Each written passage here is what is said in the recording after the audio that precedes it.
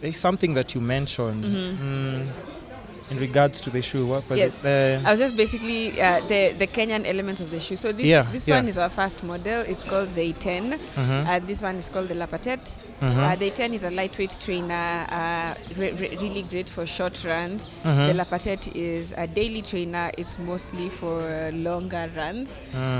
So this one again, they name it 10, kind of just giving that name of the place where everybody Home goes of to champions. train. Exactly. Home of champions. Yeah. So literally the champion shoe. Did you have you gone to E10? Yeah. My shags is near LD, so that's Oh yeah. that's home.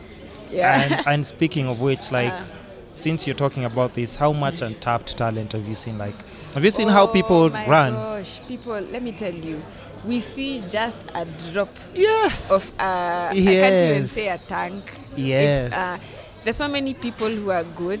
The system will only allow so many to get through, and it's not that it's a bad system. It's just very competitive, and there's so many athletes who, were they not Kenyan, they would be like national level in other countries, but because we are so good.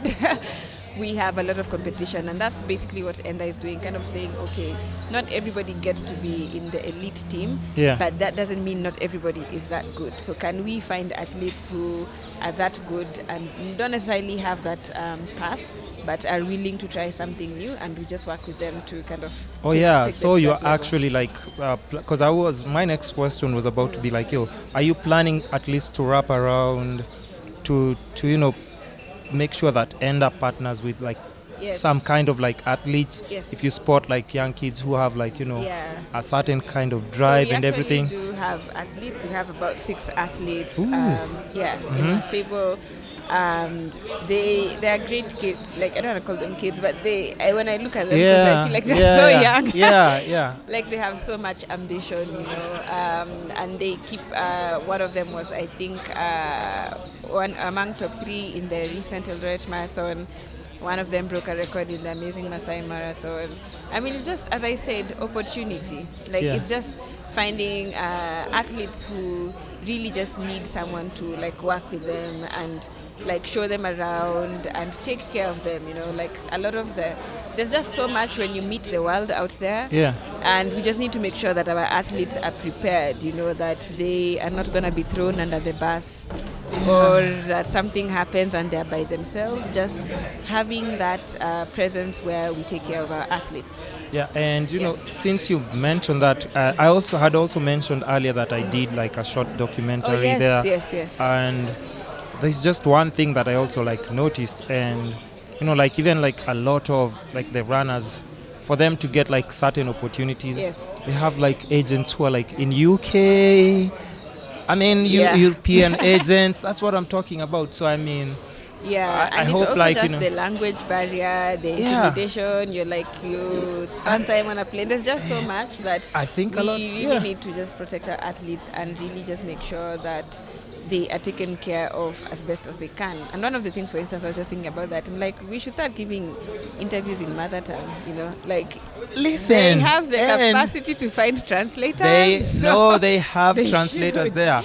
The one time that I see like a runner finishing and they actually speak in Swahili or like Kalenjin, I'd just start clapping. You know why? Because Russians do it, Chinese do it. When you feel like I'm not so confident and I have to speak, and you have all these things going through your mind.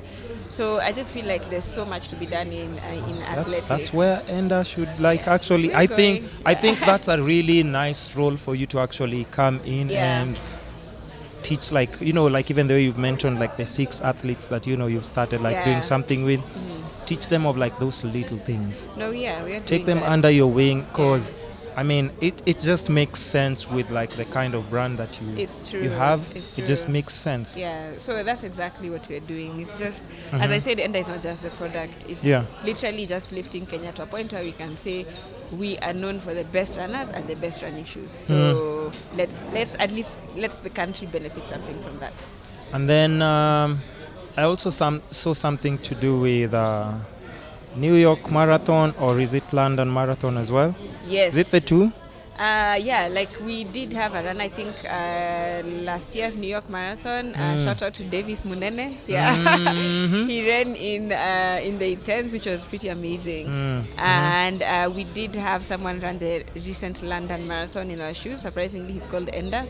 He's from. I know. I know. It's like what a coincidence. Yeah. Yeah. So we do kind of get pictures of people wearing our shoes in like marathons across the world, and it's really satisfying to see that there are people who actually get what we are doing. They support the brand. They believe in the brand.